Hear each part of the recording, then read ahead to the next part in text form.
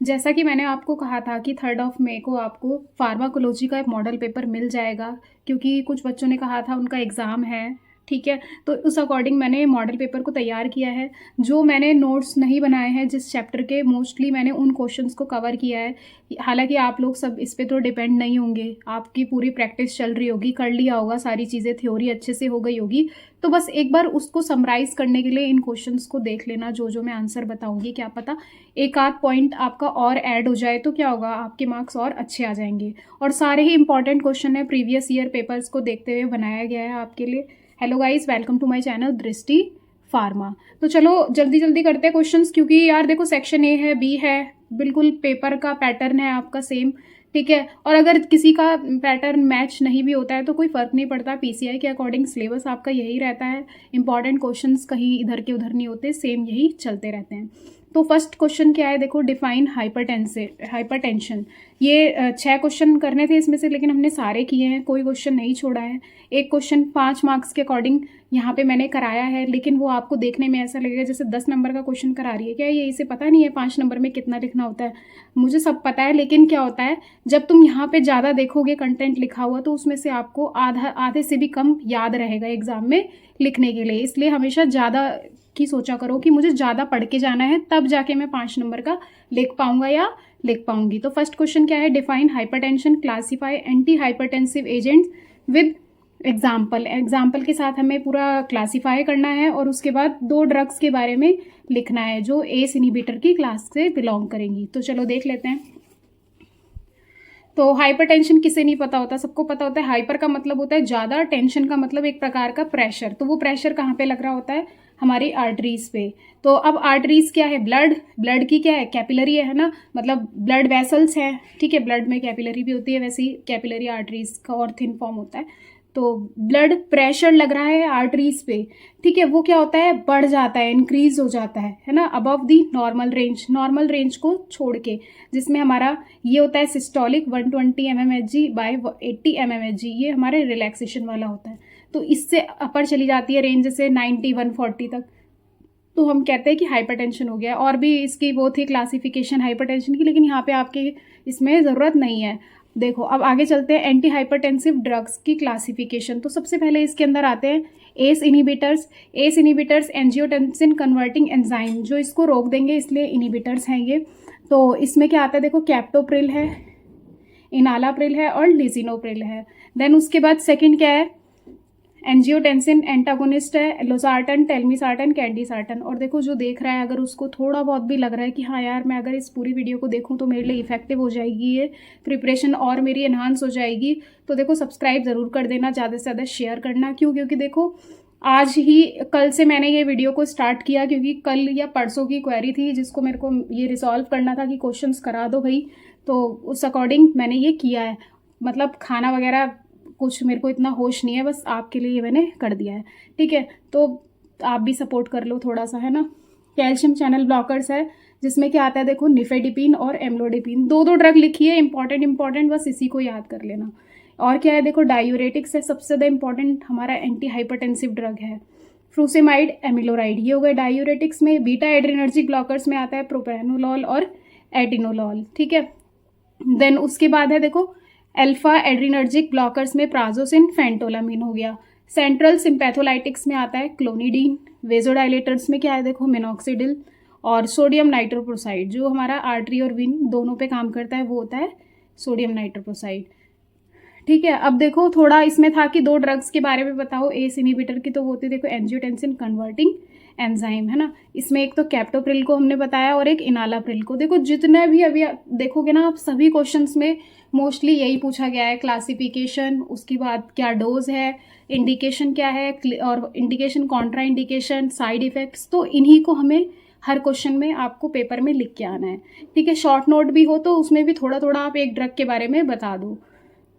तो देखो MOA का मतलब क्या है यहाँ पे, मैकेनिज्म ऑफ एक्शन, की ये कैसे काम करेगा, तो फार्माकोलॉजिकल एक्शन में चला जाएगा। ये कैसे काम करेगा, ये एस को रोक देगा, ठीक है। ये सारा हमारा देखो रास सिस्टम होता है जो किडनी में, रेनिन एंजियोटेंसिन, है ना, सिस्टम, ठीक है। तो उससे रिलेटेड है ये। तो वहाँ पे एक हमारा क्या होता है, एंजियोटेंसिन 1 होता है, वो हमारा कन्वर्ट होता है किसमें, एंजियोटेंसिन 2 में। तो ये पूरा चल रहा होता है प्रोसेस। तो इसी प्रोसेस को क्या करता है, ये जो कैप्टोप्रिल है इस एंजाइम को रोक देगा। जब ये एंजाइम रुकेगा तो एंजियोटेंसिन 1 से 2 नहीं बन पाएगा। जब ये नहीं बनेगा तो हमारा ब्लड प्रेशर राइज नहीं हो पाएगा। ठीक है, ये मेन इसका काम होता है। उसके बाद और हाँ, लास्ट में देखो मैं आपको सारा दिखाऊंगी भी कि क्या क्या चीज़ें आपके क्वेश्चन पेपर से कितना सिलेबस जो है कवर हुआ है, क्या क्या चीज़ें मैच हो रही है जो मैंने अभी तक नहीं कराया है अपने नोट्स में। उसके बाद देखो इंडिकेशंस में क्या है, ये इफेक्टिव होता है हर टाइप की हाइपरटेंशन में, चाहे पल्मोनरी हो, ठीक है, या फिर रीनल हाइपरटेंशन हो, ये सारे ही। और एडवर्स रिएक्शन देखें तो अगर ये ड्रग ले लिया आपने तो क्या क्या आपको रिएक्शन देखने को मिलेगी। सबसे ज़्यादा इंपॉर्टेंट देखो कफ होता है इससे, और किडनी डैमेज, हाइपरकेलेमिया, ठीक है, यानी क्या होगा, पोटेशियम की जो मात्रा है वो बढ़ जाएगी। Loss of taste sensation, taste आपको पता ही नहीं चलेगा। डोज कितनी दी जाती है, 25 mg thrice daily as tablet के फॉर्म में 3 बार दी जाती है 25 mg। इनालाप्रिल देखो इसका मैकेनिज्म ऑफ एक्शन तो कैप्टोप्रिल के जैसा ही है, लेकिन ये क्या है और मोर पोटेंट है। पोटेंट यानी ज़्यादा ताकतवर है। कैसे, कम डोज में भी ये जैसे 5 mg 10 mg इतनी डोज में भी ये ज़्यादा एक्शन शो करेगी और साइड इफ़ेक्ट्स भी ज़्यादा देखने को मिलेंगे। ठीक है, इंडिकेशन में देखो तो क्या है, it is used in the treatment of hypertension के ट्रीटमेंट में देते हैं और CHF में भी यूज़ करते हैं, कंजेस्टिव हार्ट फेलियर में। साइड इफ़ेक्ट्स क्या है इसके, kidney damage, loss of taste sensation, urticaria. तो ये एक ना ट्रिक हो गई लिखने की कि आपको 2 ड्रग पूछी है तो उसी कैटेगरी की भी लिख दो और थोड़ी सी चेंजेस कर दो तरीके में और लिख दो सेम, तब भी आपको नंबर अच्छे मिल जाएंगे। चलो सेकेंड क्वेश्चन देख लेते हैं। डिफाइन, ये देखो, define bronchodilator, discuss the classification, indication and contraindication of bronchodilators. तो देखते हैं क्या है। अब जैसे देखो मैंने तो यहाँ से इस क्वेश्चन को स्टार्ट कर दिया, लेकिन आप कोशिश किया करो अपनी एग्जाम शीट में कि या तो हाफ से लिखा हो आंसर या फिर अगले पेज से हो। क्यों, क्योंकि क्या होगा, अब थोड़ा यहाँ आ गया, थोड़ा अगले पेज पे, तो ऐसा लगेगा जैसे कम लिखा है और मैंने जल्दी में बनाया है थोड़ा, तो देखो हाईलाइट नहीं कर पाई हूँ। बट आप लोग हाईलाइट कर लेना जब एग्जाम में लिखो, जैसे ब्रोंकियल मसल पे हाईलाइट कर दिया और ये रिलैक्स कर रही है इस पे हाईलाइट कर दिया। तो देखो डायलेट का मतलब होता है रिलैक्स करना, ब्रोंको मतलब जो हमारी ब्रोंकाई होती है ना, एयरवे होती है, जो रेस्पिरेटरी ट्रैक है पूरा, तो वहाँ पे हमारी ब्रोंकाई प्रेजेंट है। उसके बाद जो ट्रैकिया, ब्रोंकाई, एल्वेलाई है ना, तो लंग्स में ही है सारी चीज़ें। तो इस ऐसे एजेंट जो रिलैक्स कर देंगे ब्रोंकियल मसल को, यानी कि वो मसल क्या होगी, स्पेस ज़्यादा होगा, है ना, तभी तो सांस अच्छे से ले पाएंगे। अब वो कंस्ट्रिक्ट हो जाएगी तो क्या होगा, दिक्कत होगी। तो अब किसी को क्या होगा, ब्रोंको कंस्ट्रिक्शन हो गया होगा, या फेफड़ों की कोई दिक्कत हो रही होगी कि फेफड़े सिकुड़ रहे होंगे यानी कंस्ट्रिक्ट हो रहे होंगे, तो हम क्या देंगे उस केस में, उन्हें ब्रोंको डायलेटर्स दे देंगे, जो कि हेल्प करेगा, एयरवेज को ओपन कर देगा और ब्रीदिंग ईजियर हो जाएगा, सांस लेने में क्या हो जाएगा, ईजी हो जाएगा। इनको हम कैसी कंडीशन में देते हैं, जैसे अस्थमा में, ठीक है, विजिंग साउंड है ना, इन डिफिकल्टी इन ब्रीदिंग, और COPD, chronic obstructive pulmonary disease, लंबे समय से जो लंग्स में ऑब्स्ट्रक्शन हो रहा है उसकी वजह से डिजीज हो गई है, उसमें हम इन्हें देंगे। क्लासिफिकेशन देख लेते हैं ब्रोंकोडाइलेटर्स की। जैसे सिंपैथोमाइमेटिक है सबसे पहले, जिसमें एड्रेनलिन हो गया और एफेड्रिन है, आइसोप्रिनालिन है, साल्ब्यूटामोल है। तो इसमें साल्ब्यूटामोल काफ़ी ज़्यादा इंपॉर्टेंट है, ये भी है बट ये ज़्यादा है। उसके बाद मिथाइल जेंथीन, जिसमें थियोफाइलिन, अमीनोफाइलिन आ जाता है।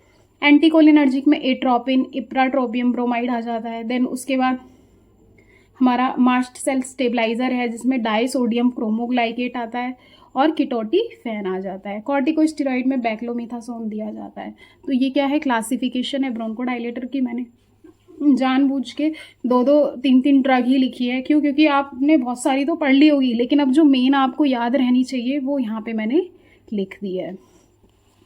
उसके बाद देखो सिंपैथोमाइमेटिक्स सबसे पहले देखते हैं, बीटा-2 एगोनिस्ट, जिसमें मैं बताऊंगी साल्ब्यूटामोल के बारे में।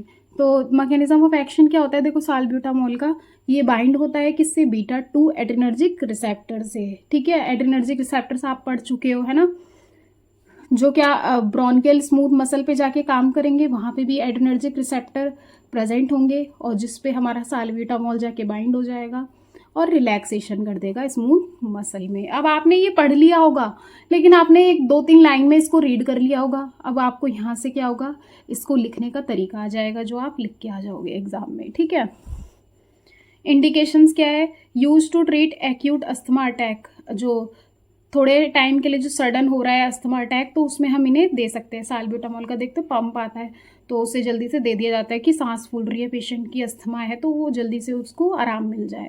और COPD के ट्रीटमेंट में भी देते हैं। साइड इफ़ेक्ट्स क्या देखने को मिलता है, देखो अब मसल को रिलैक्स कर रहे हैं ना, तो अब क्या होगा, इतनी रिलैक्स हो जाएगी है ना कि मतलब ट्रेमर्स देखने को मिल जाएंगे फिर, कि एकदम मसल्स जो है एकदम लटकी हुई सी हो गई है ना, मतलब ऐसा लग रहा है जैसे मसल्स हमारी बिल्कुल खिंच के है ना, एकदम इतनी ज़्यादा खिंच गई, इतनी ज़्यादा स्ट्रेच हो गई, रिलैक्स हो गई कि काम ही नहीं कर रही है ना, तो मसल ट्रेमर्स देखने को मिलता है। अब देखो साइड इफ़ेक्ट्स ना वो ही होता है जिस काम के लिए हम दे रहे हैं। अब तुम ऐसा सोचो, अगर अति किसी भी चीज़ की हो जाएगी तो उससे क्या होगा, नुकसान होगा। अब जैसे हम कैप्टोप्रिल है ड्रग है, उसको हम हाइपरटेंशन में ट्रीट करने के लिए दे रहे हैं कि बीपी जो है एकदम क्या हो जाए, लो हो जाए। अब तुम उसे देते जाओगे बीपी इतना लो हो जाएगा कि वापस से क्या है ना, हाइपोटेंशन बहुत ज़्यादा हो जाएगा। ठीक है, इतना भी हमें नहीं करना है। तो साइड इफ़ेक्ट्स ऐसे ही आपको देखने को मिलेंगे। अब ये क्या है, सिम्पैथोमाइमेटिक है, तो सिम्पैथोमाइमेटिक ड्रग क्या करती है, टैकीकार्डिया कॉज करती है, यानी कि हार्ट बीट को बढ़ा देती है।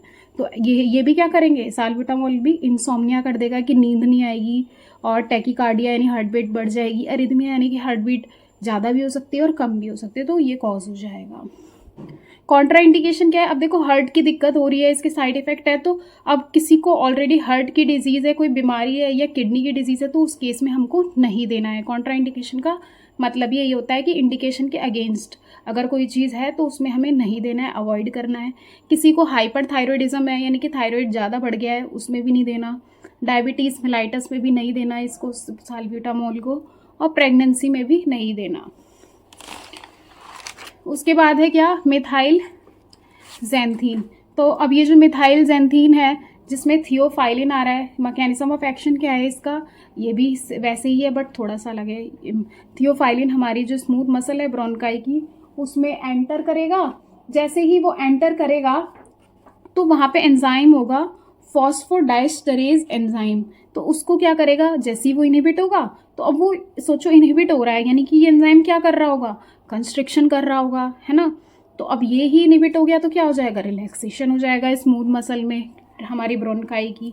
तो ये हो गया मिथाइल ज़ैंथीन का काम देखो वही था, लेकिन बस वही तरीका अलग था।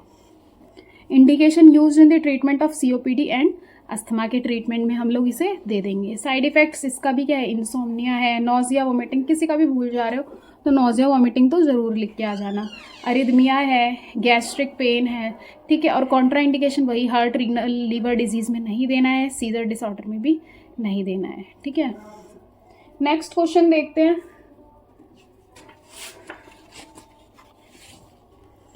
नेक्स्ट क्वेश्चन क्या है हमारा, define and classify anti ulcer drug. तो अब क्या बताना है, एंटी अल्सर ड्रग के बारे में बताना है।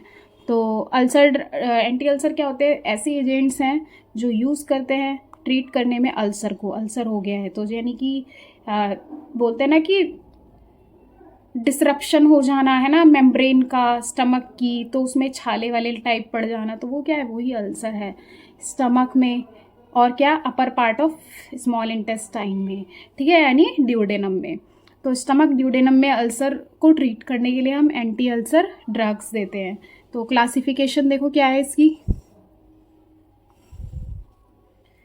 एंटी सिक्रेटरी एजेंट क्या होंगे, जो सिक्रीशन हो रहा होगा है ना गैस्ट्रिक एसिड का, उसको क्या करेंगे, कम करेंगे, reduction of gastric acid secretion. अब इसकी जो ड्रग की पूरी क्लासिफिकेशन है वो थोड़ी बहुत ज़्यादा मतलब बोलते हैं ना कि बड़ी है, तो उसको हम अभी कवर करेंगे। उसके बाद क्या है, सेकंड एंटा एसिड है, इसकी भी क्लासिफिकेशन अभी देखेंगे, सिस्टमिक, नॉन सिस्टमिक। तो एंटा एसिड न्यूट्रलाइजेशन कर देता है गैस्ट्रिक एसिड का, यानी कि न्यूट्रल कर देगा, यानी कुछ बेसिस का यूज़ करेंगे, एसिड बेस मिलके क्या करेंगे, न्यूट्रल कर देंगे एक दूसरे को, जीरो हो जाएगा, काट देंगे, है ना। तो वैसा ही इसको समझ लो। अल्सर प्रोटेक्टिव्स, जो अल्सर को क्या करेंगे, अल्सर से प्रोटेक्ट करेंगे हमें, है ना। तो सुक्राल फेट आता है उसमें, और कोलोइडल बिस्मिथ सबनाइट्रेट आता है, CBS बोलते हैं जिसको। तो ये वाली ड्रग्स तो देखो एंटी अल्सर डेली लाइफ के बेस पे भी होती है, क्योंकि देखते हो एसिडिटी हो जाती है कितनी, तो आपको ये सब पता होनी चाहिए, ठीक है। अल्सर हीलिंग ड्रग्स, जो अल्सर से हील कर दे, उसमें आता है कार्बिनोजोलोन। अब ये बहुत मुश्किल लग रही होगी क्लासिफिकेशन, तो एंटी सिक्रेटरी मत छोड़ के आना एग्ज़ाम में, और एंटा एसिड ये दोनों ज़रूर लिख के आना। उसके बाद क्या है, एंटी हेलिकोबैक्टर पाइलोरी ड्रग। क्यों? क्योंकि देखो ये जो अल्सर होता है एच पाइलोरी बैक्टीरिया की वजह से होता है, तो हम एंटीबायोटिक भी दे देंगे यहाँ पे, जिसमें अमॉक्सिसिलिन हो गया, मेट्रोनिडाजोल हो गया, और हम टेट्रासाइक्लिन वगैरह हो गया वो भी दे सकते हैं इस केस में। तो अब देखो एंटी सिक्रेटरी एजेंट जो रिड्यूस कर देंगे गैस्ट्रिक एसिड को, जैसे HCl वगैरह का जो सिक्रीशन है उसको कम करेंगे। तो उसमें तो देखो हमारे कौन कौन से ड्रग्स आते हैं। एक होता है H2 एंटागोनिस्ट, जिसमें सिमेटिडीन है, रेनिटिडीन है, फेमोटिडीन है। प्रोटोन पंप इनिबिटर में आ जाता है ओमिप्राजोल, रेबिप्राजोल। एंटीकोलिनर्जिक में पायरेंजिपिन आता है, और प्रोस्टाग्लैंडिन एनालॉग मीजोप्रोस्टोल आ जाता है। तो इसमें 2 भी आपको याद हो जाए तो बहुत है। नेक्स्ट देखो antacid, neutralisation of gastric acid, जो गैस्ट्रिक एसिड को न्यूट्रल कर दे। यानी उसमें क्या होता है, सिस्टमिक और नॉन सिस्टमिक। सिस्टमिक वाले क्या होता है, जो डायरेक्ट हमारे ब्लड में जा रहे हैं, जिसमें सोडियम बाइकार्बोनेट आ जाता है और सोडियम सिट्रेट आ जाता है। नॉन सिस्टमिक जो ओरल मान लो, जिसमें मैग्नीशियम हाइड्रोक्साइड हो गया और मैग्नीशियम ट्राइसिलिकेट हो गया, जैसे डाइजीन देखते हो आप, तो उसमें ये प्रेजेंट होता है। उसके बाद नेक्स्ट क्वेश्चन है हमारा, डिफाइन डायूरेटिक्स और discuss the classification, indication and Contra indication of diuretics. तो देख लेते हैं। डायूरेटिक्स क्या है, देखो ऐसे एजेंट हैं जो इंक्रीज करते हैं यूरिन आउटपुट को। यूरिन आउटपुट को इंक्रीज करेंगे तो जैसे एडेमा वगैरह हो रहा होगा, कहीं पे पानी भर जाता है तो उसको एडेमा कहते हैं, है ना। अनवांटेड फ्लूइड का रिटेंशन हो जाना इस एडेमा। तो एडेमा जैसी कंडीशन को डायूरेटिक्स ट्रीट करते हैं, तो आप एडेमा भी लिख के आ जाना इसमें। और ये क्या करते हैं, ये डायरेक्टली हमारी किडनी पे एक्ट करते हैं और एक्सक्रीशन करवा देते हैं किसका, वाटर का और आयंस का। आयंस में कौन कौन से, सोडियम हो गया, क्लोराइड हो गया और हाइड्रोजन बाइकार्बोनेट हो गया फ्रॉम द बॉडी। बॉडी से ये सब निकलवा देंगे। अब क्लासिफिकेशन देखो डायूरेटिक्स की, हाई एफिकेसी डायूरेटिक्स जो ज़्यादा इफेक्टिव होंगे उनको हम हाई सीलिंग डायूरेटिक्स भी बोलते हैं और लूप डायूरेटिक्स भी बोलते हैं। क्यों? क्योंकि देखो किडनी के जो नेफ्रॉन होता है उसके पार्ट्स होते हैं, है ना, जिसमें ग्लोमेरुलर फिल्टर हो गया ना, ग्लोमेरुलस हो गया, जिसमें आके सारी चीज़ें छन रही होती है, फिल्ट्रेशन का काम चल रहा होता है।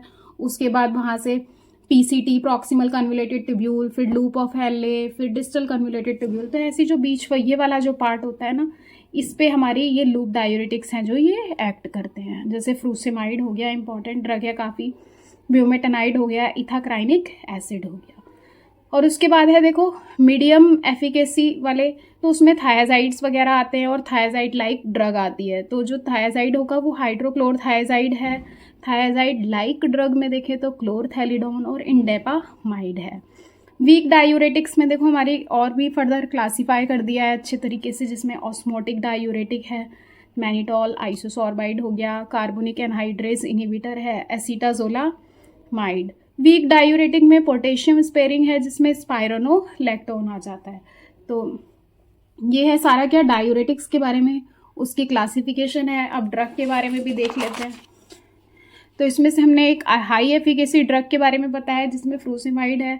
तो मैकेनिज्म ऑफ एक्शन क्या है फ्रूसेमाइड का, it is a potent diuretic, ये काफ़ी ज़्यादा पोटेंट है। और ये कैसे काम करता है, इनहिबिट करके रीएब्जॉर्प्शन ऑफ सोडियम, सोडियम का रीएब्जॉर्प्शन कर देगा। ठीक है, अगर सोडियम का रीएब्जॉर्प्शन रुक जाएगा तो वो बाहर निकल जाएगा, एक्सक्रीशन हो जाएगा, है ना, प्रॉक्सिमल ट्यूब्यूल में से बाहर निकला और असेंडिंग लूप ऑफ हेनले पे जाके ये काम कर रहा है। PCT पे भी इसका काम है। इंडिकेशन में क्या है, यूज एज अ डायूरेटिक की तरह यूज़ हो रहा है और एडेमा को ट्रीट करने के लिए दे रहे हैं, और हाइपरटेंशन में भी देते हैं। वहाँ पे भी हमें सोडियम का जो मात्रा होती है उसको क्या करना होता है, कम करना होता है, ताकि कंस्ट्रिक्शन ज़्यादा ना हो। और थोड़ा एफर्ट्स लगाया तो यार कमेंट भी कर दिया करो कि हाँ वीडियो आपकी बेनिफिट था इससे या फिर नहीं, क्योंकि मेहनत लगती है यार। इसको बीच में रोक के बनाने का तो कोई फ़ायदा है नहीं। बिल्कुल फ्लुएंसी अच्छी चाहिए होती है कि एकदम अच्छे से फ्लुएंटली आप बोल सको। इससे क्या होता है, काफ़ी ज़्यादा इम्प्रेशन पड़ता है कि देखने वाले पे उसको समझ आती है चीज़ें। अब मैं इंटरप्ट करती जाऊँगी बीच बीच में तो क्या होगा, आपको आपके लिए फ़ायदेमंद इतना नहीं रहेगा। बोलोगे अरे यार कुछ तो समझ में नहीं आ रहा है। तो एडवर्स इफेक्ट में देखो मसल वीकनेस एंड क्रैम्प, ये हो जाता है। ठीक है, अब मसल वीक और क्रैम्प क्यों हो रहा है? क्यों? क्योंकि इलेक्ट्रोलाइट्स हैं, है ना, सोडियम बाहर जा रहा है बॉडी से, है ना, क्लोराइड भी ये लोग बाहर निकाल दे रहे हैं। तो इससे क्या हो रहा है, इन सब मेन जो हमारे इलेक्ट्रोलाइट्स हैं उनकी कमी होगी, मसल्स हमारी वीक हो जाएंगी। कार्डियक अरेस्ट हो जाएगा, स्किन रैशेज, नोजिया, डायरिया वजह से कंडीशन देखने को मिलेगी। कॉन्ट्राइंडिकेशन वही, किडनी लिवर डिजीज में नहीं देना है, देन हाइपरटेंशन में भी नहीं देना है। ओरल, अब नेक्स्ट क्वेश्चन देखो पहले। नेक्स्ट क्वेश्चन क्या कह रहा है, व्हाट आर हाइपोग्लाइसेमिक एजेंट। ये ओरल हाइपोग्लाइसेमिक की ही बात कर रहा है, हाइपोग्लाइसेमिक। ठीक है, क्लासीफाई देम, तो उनको क्लासीफाई करो। तो चलो कर देते हैं क्लासीफाई। ओरल हाइपोग्लाइसेमिक एजेंट, ये ऐसे एजेंट है जो ब्लड ग्लूकोज लेवल जो होगा उसको लो करेंगे। ठीक है, ताकि क्या हो, जो ब्लड में ग्लूकोज की जो मात्रा बढ़ गई है डायबिटीज जैसी डिजीज में, तो हमें क्या करना है, उसको कम करना है। उसको हम कम कैसे करेंगे, कई तरीके हैं। या तो क्या होगा, ये इंसुलिन से रिलेटेड नहीं होते, इंसुलिन वाले जो होंगे, अगर मान लो इंसुलिन की कमी हो रही है तो हम इंसुलिन को बढ़ा देंगे, तो ब्लड में जो ग्लूकोज है वो सारे सेल्स तक पहुंच जाएगा, सेल्स तक पहुंचेगा तो ब्लड में से ऑलरेडी कम हो जाएगा। तो इसीलिए इनका नाम इंडिकेट कर रहा है हाइपो, है ना, कि ये कम कर देंगे, हाइपोग्लाइसेमिक है। क्लासिफिकेशन देखो तो इसमें सल्फोनाइल यूरियाज आ जाएगा, बहुत इंपॉर्टेंट है, जिसमें फर्स्ट जनरेशन और सेकंड जनरेशन की ड्रग आती है। फर्स्ट जनरेशन टॉलब्यूटामाइड हो गया और क्लोरप्रोपामाइड हो गया। सेकंड जनरेशन में सारे ग्ली वाले आते हैं, जैसे ग्लाइबेनक्लामाइड, ग्लिपिजाइड, ग्लिम्पेराइड, ग्लिक्लाजाइड, ये सब। बायोगोनाइड्स में क्या होगा, देखो मेटफॉर्मिन है, फैनफॉर्मिन है, ये दोनों ड्रग आती हैं। मैग्लिटिनाइड्स में देखो ग्लिनाइड आएंगे, है ना, रैपाग्लिनाइड और नेटेग्लिनाइड आ जाएगा। थायाजोलिडीन डायोन्स में क्या आएंगे, देखो जोन वाले ड्रग आएंगे, ग्लीटाजोन आएगा। ग्लिनाइड, मैग्लिटिनाइड। हालांकि देखो इसमें टी आ रहा है ना, बट टी वाला जो होगा साउंड वो हमें थायाजोलिडीन डायोन्स में देखने को मिलेगा, पियोग्लिटाजोन और रोजीग्लिटाजोन में।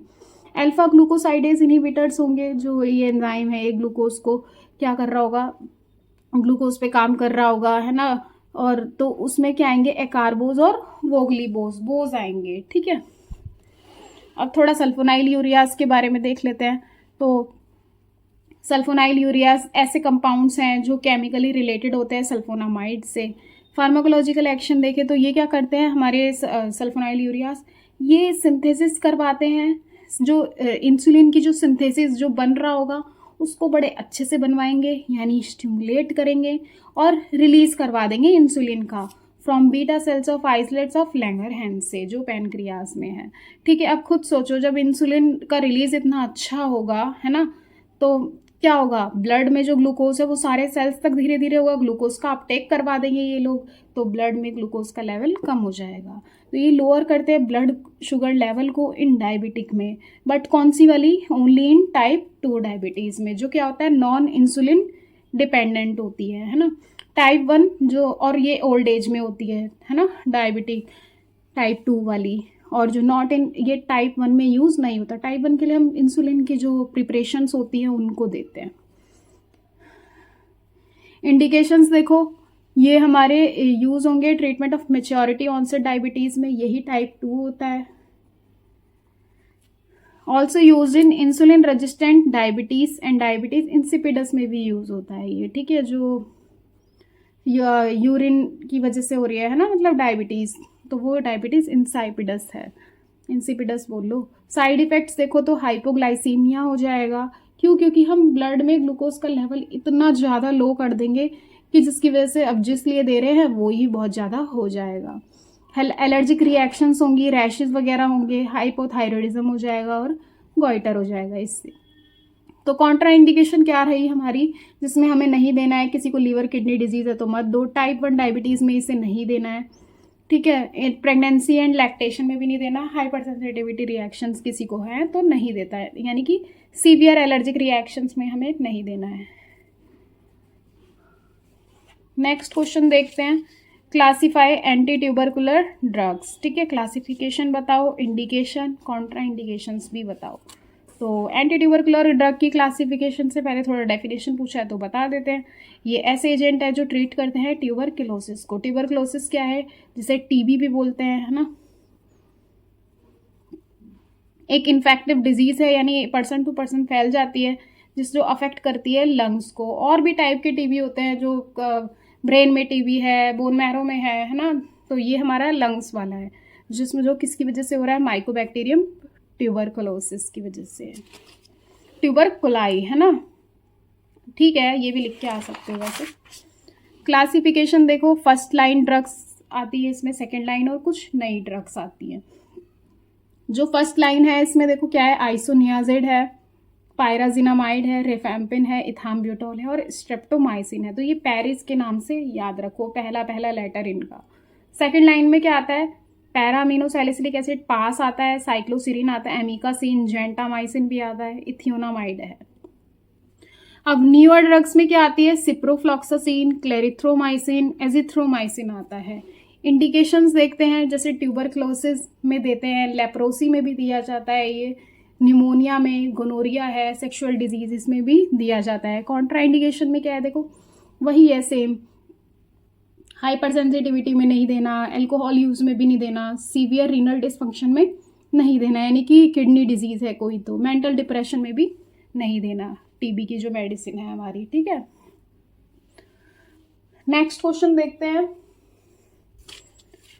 What is cancer. कैंसर क्या है, या नियोप्लाज्म के नाम से आ जाए तब भी आपको उसमें यही लिख के आना है। Give the classification of anti cancer agent या एंटी नियोप्लास्टिक एजेंट, दोनों ही चीज़ें सेम है। तो देखो कैंसर क्या है, डिजीज़ है जिसमें सेल्स जो होते हैं वो ग्रो करते हैं और डिवाइड होते हैं अनकंट्रोलेबली। नॉर्मल जो सेल डिवीजन चलती है ना, कि एक सेल से 2 सेल बने, 2 डॉटर न्यूक्लियाई से फिर 2 सेल बने, 2 से फिर 4, है ना, ऐसे करके जो चल रहा होता है, इसमें वो अनकंट्रोलेबल हो जाता है कि कैसी भी सेल डिवीजन, एक साथ बहुत सारे सेल बन गए, ग्रोथ बहुत ज़्यादा हो गई, तो उसी को कैंसर बोलते हैं।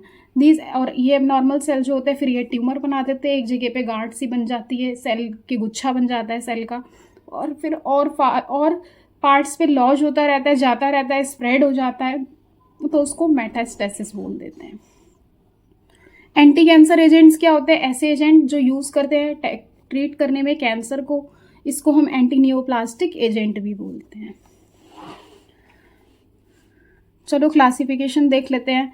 Classification of anti cancer drugs, alkylating agent, anti metabolites आते हैं, रेडियो एक्टिव आइसोटॉप्स आएगा और मिसलिनियस आएगा। मिसलिनियस में और भी क्लासिफिकेशन आती है, अभी दिखाऊंगी। सबसे पहले अल्काइलेटिंग एजेंट की बात कर लेते हैं। इसमें आता है नाइट्रोजन मस्टर्ड। नाइट्रोजन मस्टर्ड में मेलफेलन, क्लोरम्ब्यूसिल, मीक्लोरिथामीन, साइक्लोफॉस्फोमाइड। तो एक साइक्लोफॉस्फोमाइड को याद रखो, क्लोरम्ब्यूसिल और मेलफेलन, 2 सी स्क्वायर याद हो जाए तो बहुत है। अब इथाइलिन अमीन में ट्राई इथाइलिन मेलामीन हो गया। एल्काइल सल्फोनेट याद रखो, तो सल्फोनेट है तो सल्फान आ गया, बूसल्फान हो गया।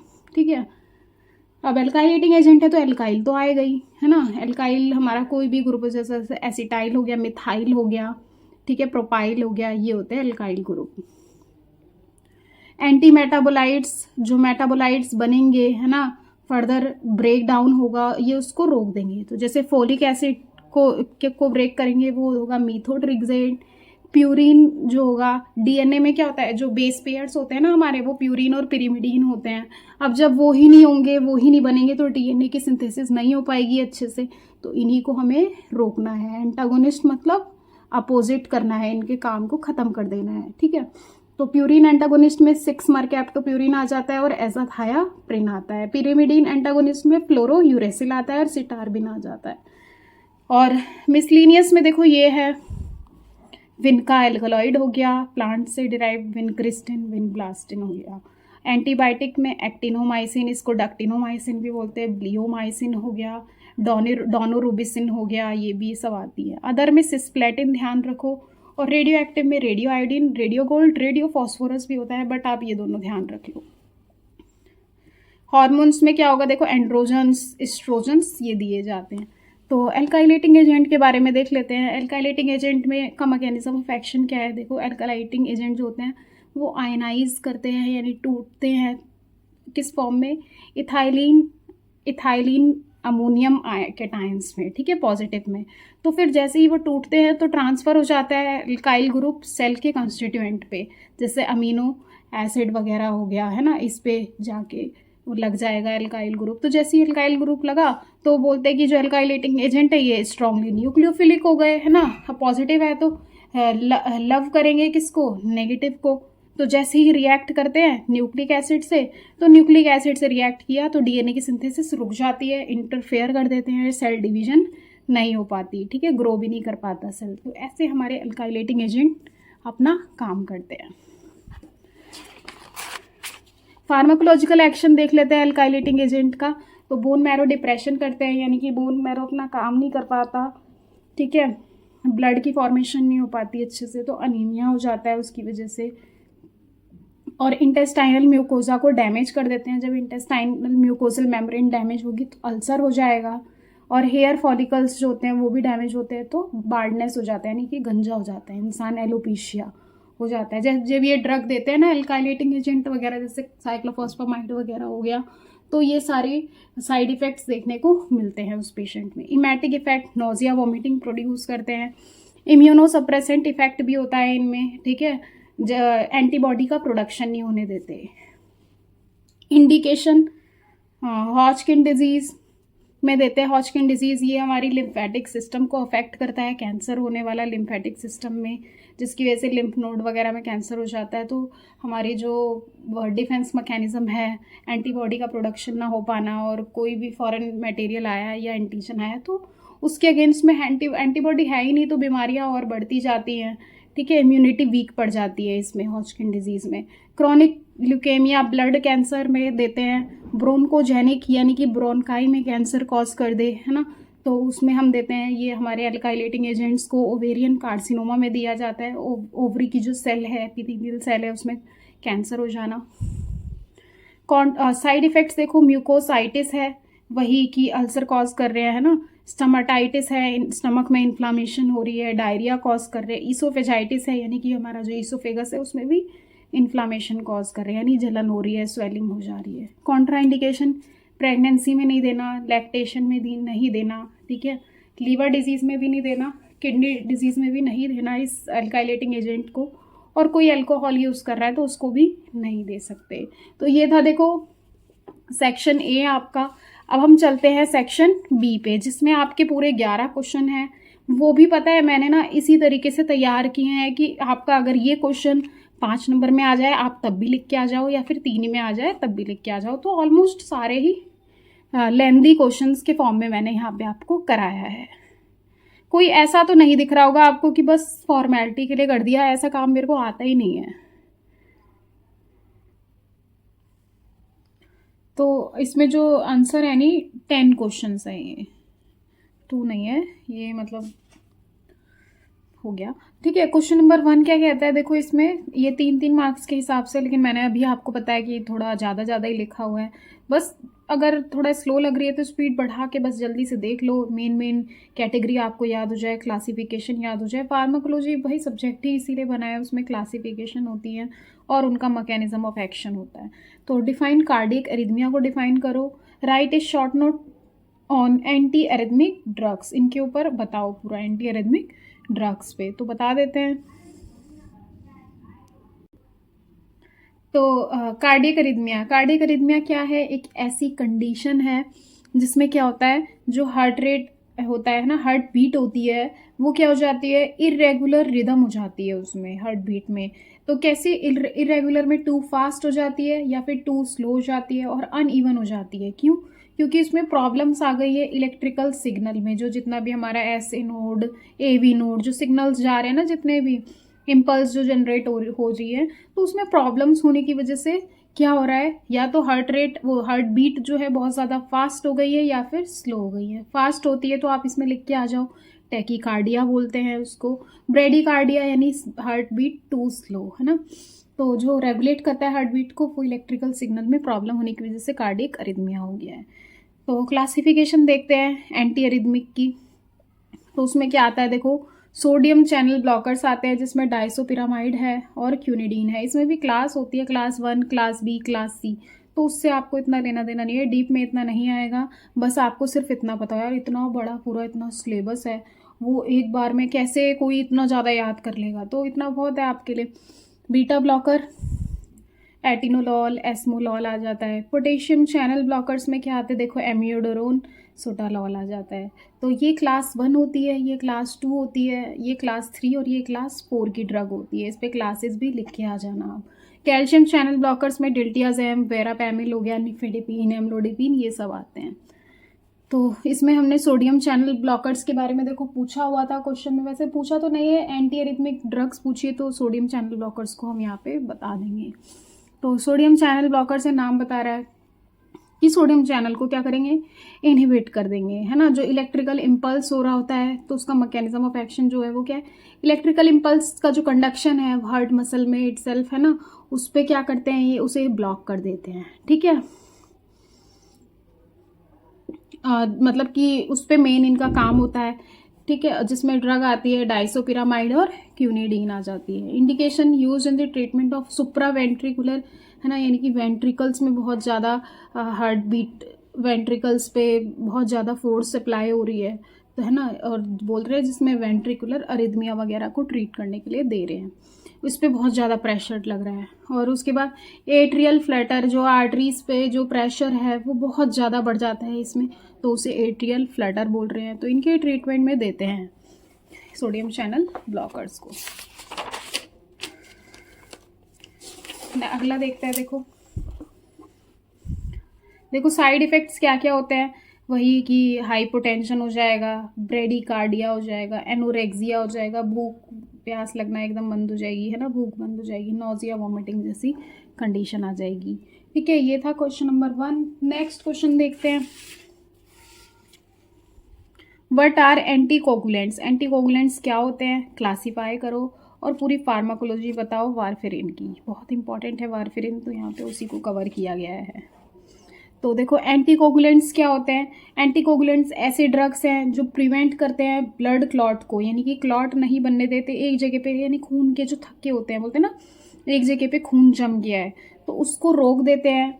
क्या, कैसे, इंटरफेयर करके ब्लड क्लॉटिंग प्रोसेस में जो क्लॉटिंग फैक्टर्स वगैरह होते हैं ना हमारे, ये उनको ब्लॉक कर देते हैं ऐसे, यानी कि बोल सकते हैं कि विटामिन के जो होता है वो क्लॉटिंग के लिए काम आता है, क्लॉटिंग फैक्टर्स वगैरह बनते हैं उसकी वजह से, तो उसी पे काम करेंगे, क्लॉटिंग फैक्टर्स को रोक देंगे, है ना, उसमें इंटरफेयर करेंगे। तो जो स्ट्रोक वगैरह होता है जिसमें खून जा करके जम जाता है ना, ऑक्सीजन सप्लाई वगैरह नहीं हो पाती, तो उस केस में हम एंटीकोगुलेंट्स को देते हैं। हार्ट अटैक जैसी कंडीशन है या अदर कंडीशन है जो कि जिसमें ब्लड वेसल्स जो होती है वो ब्लॉक हो जाती है, तो उसमें एंटीकोगुलेंट्स को दिया जाता है। क्लासिफिकेशन देखो एंटीकोगुलेंट्स की, इंजेक्टेबल होती है जो इंजेक्शन की फॉर्म में दिया जाएगा, और ओरल होगी। इंजेक्टेबल में क्या आ जाता है, हेपरिन आ जाता है, एनक्रोड आ जाता है, तो आपको हेपरिन ध्यान रखना है, ये एक एंटीकोगुलेंट है। और ओरल में क्या आ जाता है, देखो ओरल में हमारा काउमेरिन डेरिवेटिव्स आ जाते हैं और इंडेन डेरिवेटिव्स आ जाते हैं। अब काउमेरिन डेरिवेटिव्स में भी वारफेरिन सोडियम इसी के अंदर आता है, और बिस हाइड्रोक्सी काउमेरिल यानी डाइकोमरॉल भी इसी का ड्रग है। और इंडेन डायोन डेरिवेटिव्स में फेनिनडायोन आ जाता है, ठीक है। ओरल में आप डायरेक्ट भी वारफेरिन और ये बिस हाइड्रोक्सी काउमेरिन लिख के आ जाओ तब भी हो जाएगा। उसके बाद आगे देखते हैं ओरल एंटीकोगुलेंट में हमने वारफेरिन सोडियम के बारे में हमें यहाँ पे सब कुछ बताना है। तो जो मैकेनिज्म ऑफ एक्शन है वारफेरिन सोडियम का, सोडियम सॉल्ट के फॉर्म में दिया जाता है। वारफेरिन सोडियम जो होता है ओरल एंटीकोगुलेंट की तरह एक्ट करता है और ये इनहिबिट कर देता है एंजाइम को, विटामिन के इपॉक्साइड रिडक्टेज, ठीक है। जब वो एंजाइम इनहिबिट होगा तो जो एक्टिवेशन हो रहा होगा विटामिन के डिपेंडेंट क्लॉटिंग फैक्टर्स जैसे कि 2, 6, 9, 10, तो ये क्या होंगे, प्रिवेंट हो जाएंगे। ये प्रिवेंट होंगे तो ब्लड की जो एबिलिटी है क्लॉट बनाने की वो भी क्या होगी, रिड्यूस हो जाएगी। तो ये वारफेरिन सोडियम का मैकेनिज्म ऑफ एक्शन है। उसके बाद इंडिकेशन देखो वारफेरिन की कि मतलब किसके ट्रीटमेंट में दे रहे हैं, तो इसको हम डीप वीन थ्रोम्बोसिस हो गया है, यानी कि वीन्स में क्या हो रहा है, क्लॉट बन गया है, तो उसमें हम दे रहे हैं डीवीटी। या पल्मोनरी एम्बोलिज्म हो गया है, यानी कि लंग्स में क्लॉट वगैरह जिससे बन गया है ना वो, तो उस केस में हम वारफेरिन को देते हैं। स्ट्रोक के पेशेंट में, है ना, जिसको स्ट्रोक है उसको वो उससे भी प्रिवेंट कर देगा वारफेरिन। एट्रियल फिब्रिलेशन हो गया है यानी अरिदमिया हो गया है और प्रोस्थेटिक हार्ट वाल्व्स हैं, उस केस में क्या होता है, हम वारफेरिन सोडियम को देते हैं। साइड इफ़ेक्ट्स क्या होंगे, अब देखो ब्लीडिंग, क्लॉट नहीं बनेगा तो क्या होगा, ब्लीडिंग ज़्यादा हो जाएगी, तो साइड इफ़ेक्ट क्या हो गया, ब्लीडिंग हो गया। मतलब जितना ज़्यादा तुम क्लॉट बनवा रहे हो तो ये उसके अगेंस्ट में काम करेगा। क्लॉट नहीं बनेंगे तो क्या होगा, ऑब्वियसली ब्लीडिंग, ब्रूशिंग हो जाएगी, है ना, ब्लड निकलता जाएगा, स्किन में नेक्रोसिस हो जाएगी यानी कि डेथ हो जाएगी सेल्स की, हेयर लॉस हो जाएगा, है ना, और पर्पल टो सिंड्रोम हो जाएगा। तो ये वारफेरिन की वजह से होता है। कॉन्ट्रा इंडिकेशन देखें कि किस केस में वारफेरिन को नहीं देना है, तो एक्टिव ब्लीडिंग डिसऑर्डर है उसमें नहीं देना, क्यों, क्योंकि इससे ऑलरेडी ब्लीडिंग हो रही है और तुमने किसी ब्लीडिंग डिसऑर्डर में भी ये दे दिया। सीवियर लिवर डिजीज में नहीं देना, प्रेगनेंसी के केस में भी नहीं देना है। नेक्स्ट क्वेश्चन देखते हैं, question number 3, write a short note on the drugs used as antitussive. जो एंटीटसिव की तरह ड्रग दी जा रही है उनका मतलब एंटीटसिव का हमें बताना है, इसके बारे में सब कुछ। तो एंटीटसिव के बारे में बता देते हैं, क्या दिक्कत है। एंटीटसिव क्या होती है, ऐसी क्लास ऑफ ड्रग है जो सप्रेस कर देती है या रिड्यूस कर देती है कफिंग को, यानी कफ रुक जाता है इनसे, ठीक है।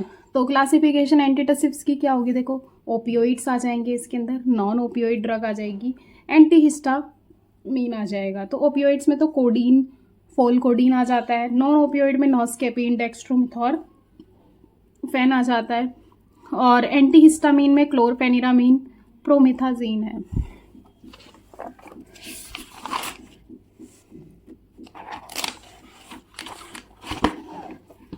तो ओपियोइड एंटीटसिव है जो उसमें उसका मैकेनिज्म ऑफ एक्शन देखे तो कोडीन जो होता है ना, वो एक्ट करता है किस पे, मेडुलरी कफ सेंटर पे जो ब्रेन में प्रेजेंट है, हमारे कफ सेंटर पे एक्ट करा, और जो कफ का जो रिफ्लेक्स हो रहा है ना, मतलब बाहर वो जा रहा है, कफ निकल रहा है, उसको क्या कर देंगे, सप्रेस कर देंगे। तो कफ सप्रेस होगा, कफ रिफ्लेक्स, तो फ्रीक्वेंसी और जो इंटेंसिटी होगी, जितना ज़्यादा कि जितनी बार कफ हो रहा होगा वो क्या हो जाएगा, रिड्यूस हो जाएगा। और कोडीन को हम किसके ट्रीटमेंट में दे रहे हैं, देखो ड्राई नॉन प्रोडक्टिव कफ है, ड्राई कफ में दे रहे हैं ताकि इरिटेशन जो होगी वो कम हो जाए और रेस्ट मिले पेशेंट को।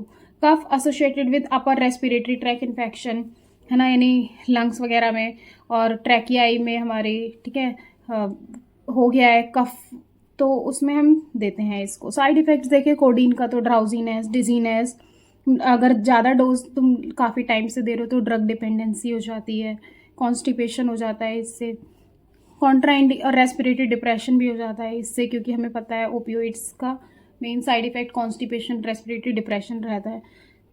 कॉन्ट्रा इंडिकेशन ऑफ कोडीन क्या है, वही कि रेस्पिरेटरी डिप्रेशन है किसी को पहले से तो उस केस में नहीं देना है, या सीवियर अस्थमा जैसी कंडीशन है तो उसमें नहीं देना। चिल्ड्रन अंडर 12 ईयर्स, 10-12 साल तक के जो बच्चे होंगे, है ना, उनको भी नहीं देना है क्योंकि ब्रीदिंग प्रॉब्लम हो सकती है कोडीन की वजह से। नेक्स्ट क्वेश्चन देखते हैं,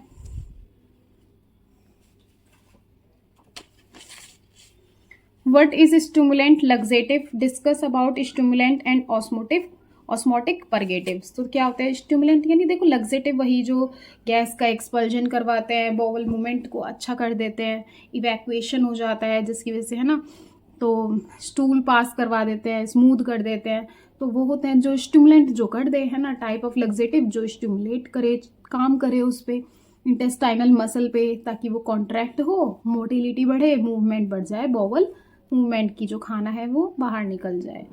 स्टिमुलेंट परगेटिव क्या होता है, ऐसे ड्रग हैं जो इंटेस्टाइनल मसल को क्या कर रहे हैं, स्टिमुलेट कर रहे हैं और पेरिस्टालसिस को बढ़ा रहे हैं, है ना, रैपिड इवैक्यूएशन। ये जो होते हैं लग्जेटिव जो होते हैं वो माइल्ड परगेटिव होते हैं और ये स्ट्रॉन्ग होते हैं, है ना, स्टिमुलेंट मतलब परगेटिव, ये और ज़्यादा अच्छे से काम करते हैं। रैपिड इवैक्यूएशन यानी निकाल देते हैं बॉवल्स को, ठीक है, जो भी खाना है ना, डाइजेशन के बाद का मतलब जल्दी डाइजेशन करवा देते हैं।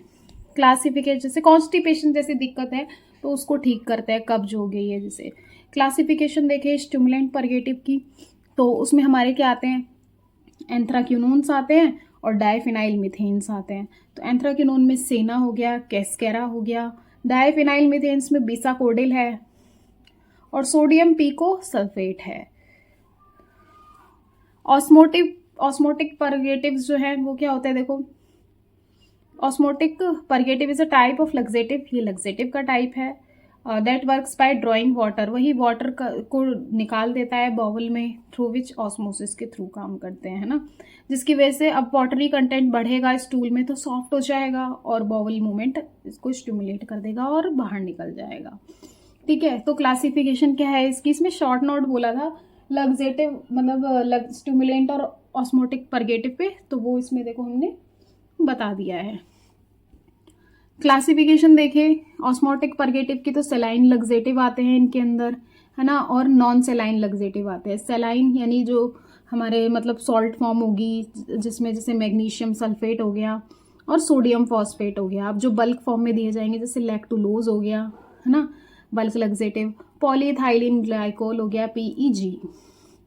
तो ये हो गया हमारा क्लासिफिकेशन। ठीक है, इजी है क्वेश्चन, कुछ मुश्किल नहीं है। ऐसे क्वेश्चन जो होते हैं छोड़ के आ जाते हैं एग्जाम में, जिसमें बस थोड़ा लिखना होता है और कुछ नहीं है इसके अंदर। नेक्स्ट क्वेश्चन देखो क्या है, write a short note on anti acid. तो एंटी एसिड क्या होता है देख लेते हैं। Anti acids are group of inorganic chemicals, इसके अंदर सारे इनऑर्गेनिक केमिकल आते हैं, जैसे मैग्नीशियम हो गया, एल्यूमिनियम हो गया, मैग्नीशियम हाइड्रोक्साइड हो गया। तो वो जो एसिड को क्या कर देते हैं, न्यूट्रल कर देते हैं, जैसे सोडियम बाइकार्बोनेट हो गया, सोडियम कार्बोनेट, तो ये न्यूट्रलाइज कर देंगे HCl वगैरह को। तो HCl न्यूट्रल होगा तो क्या होगा, एसिडिटी जैसी जो कंडीशन है वो ठीक हो जाएगी। तो एंटी एसिड जो होते हैं वो OTC मेडिसिन में आ जाते हैं, अवेलेबल होते हैं, आपको इनो वगैरह जो होता है वो मिल जाता है ना, बिना प्रिस्क्रिप्शन के। थेरापेटिक एक्शन क्या होता है, ये न्यूट्रलाइज कर देते हैं स्टमक एसिड को बाय डायरेक्ट केमिकल रिएक्शन से। डायरेक्ट रिएक्शन होती है एसिड बेस की और स्टमक का एसिड न्यूट्रलाइज हो जाता है। और ये अपसेट स्टमक जो होता है उसको उसमें रिलीफ दिलवाते हैं, जैसे जो हाइपर एसिडिटी हो गई है उससे। और ये सेल्फ ट्रीट होते हैं, है ना, वैरायटी ऑफ GI सिम्टम्स को, गैस्ट्रोइंटेस्टाइनल जितने भी सिम्टम्स होते हैं, जैसे हियाटल हार्निया हो गया जिसमें पेट फूल जाता है एसिडिटी की वजह से, है ना, इंटेस्टाइन की प्रॉब्लम हो जाती है, तो उसमें एंटी एसिड्स को दिया जाता है। नेक्स्ट क्वेश्चन देखते हैं, right a short note on, देखो तीनों टॉपिक यहाँ पे कवर हुए हैं। इंसुलिन के बारे में बताओ, विटामिन D के बारे में बताओ, कॉर्टिकोस्टेरॉइड के। तो तीनों तो नहीं पूछने वाला वो 3 नंबर में, क्या पता 5 नंबर में पूछ ले। तो यहाँ पे तीनों ही आपके कवर हो जाएंगे, जो हार्मोनल वाला चैप्टर है उसमें से। तो देखो इंसुलिन क्या है, insulin is the hormone produced by pancreatic beta cell of islet of Langerhans, जो पैनक्रियाज में है ना, pancreatic beta cell, that regulate blood glucose level, जो क्या कर रहा है, ब्लड ग्लूकोज लेवल को चला रहा है, रेगुलेट कर रहा है। तो इंसुलिन जो होता है वो एक ऐसा क्या है, only parental anti diabetic agent है। वो ओरल थे एंटी डायबिटिक जो डायबिटीज़ में दे रहे थे, ये हमारे पैरेंटल होते हैं, यानी कि इंजेक्टेबल फॉर्म में दिया जाता है। उसमें भी इंसुलिन कौन से उससे दिया जाता है, हमारे रूट से, उसमें भी रहता है ये हमारा हाइपोडर्मल करके होता है ना, दिया जाता है 45 डिग्री के एंगल पे ये लगाया जाता है इंसुलिन, है ना।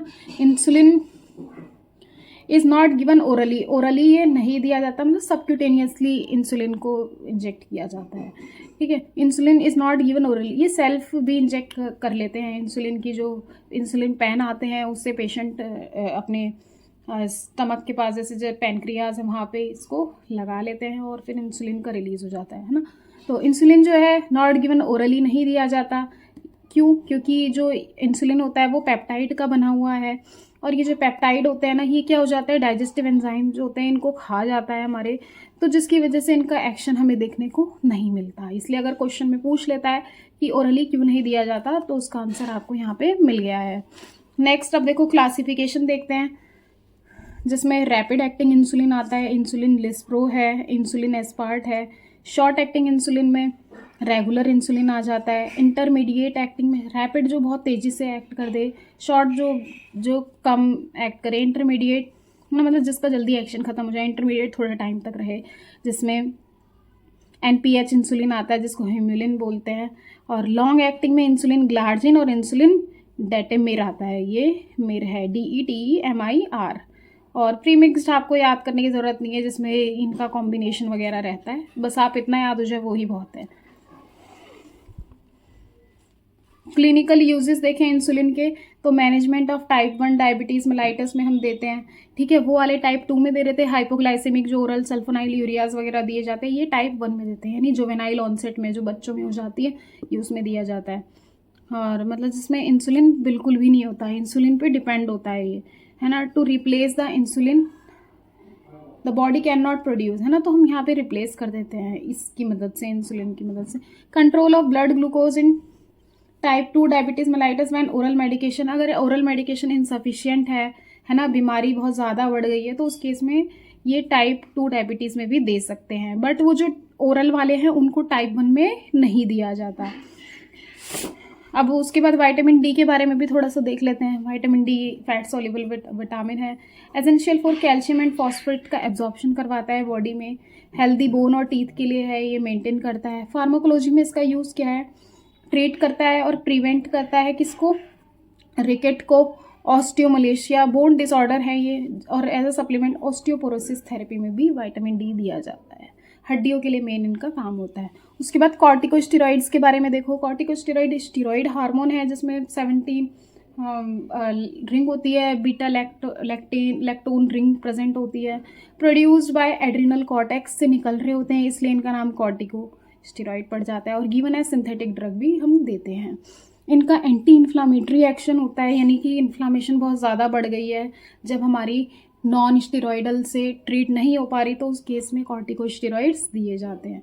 इम्यूनो सप्रेसिव की तरह होते हैं, जैसे ऑटो इम्यून डिसऑर्डर है जिसमें इम्यूनिटी ख़त्म कर देते हैं, खुद के सेल्स पे अटैक होने लग जाता है, तो हमें वहाँ पे इम्यून सिस्टम को सप्रेस करना होता है, तब हम कॉर्टिकोस्टेरॉइड्स देते हैं।